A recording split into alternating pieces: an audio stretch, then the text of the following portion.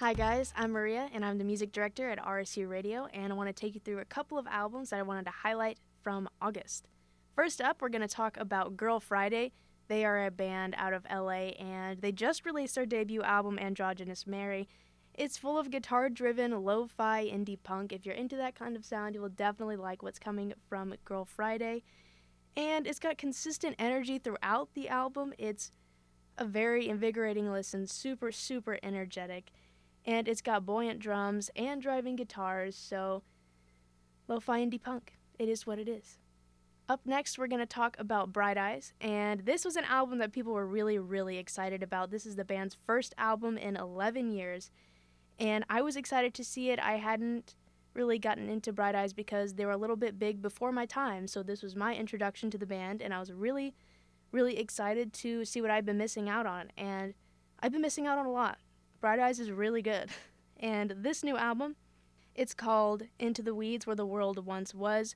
And this return for them is really emotional. Not only can you tell all of the years that transpired and went into this album, it's just very, very emotional. And I think that's the main difference between this album and the rest of the band's discography, is the sound is kind of original Bright Eyes. It's what you expected, but a little darker and a little moodier. Up next, we're going to talk about Kate Bollinger and her brand new album, A World Becomes a Sound. This one is a very groovy listen. It's got great synth, awesome guitar, and there's this one track on there, Gray Skies. That would be my favorite track on that album. Last, to talk about albums that came out in August, we're going to talk about Louis Del Mar. This band is from the New York area, and they've actually been in Tulsa, and I got to see them, Kane's Ballroom, in 2016.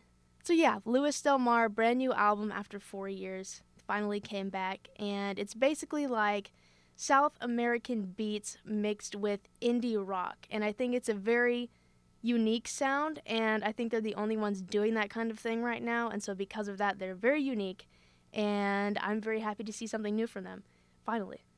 So that is a couple of albums from August I wanted to share with you guys and make sure they didn't fly under your radar. If they did, you might want to give them a listen.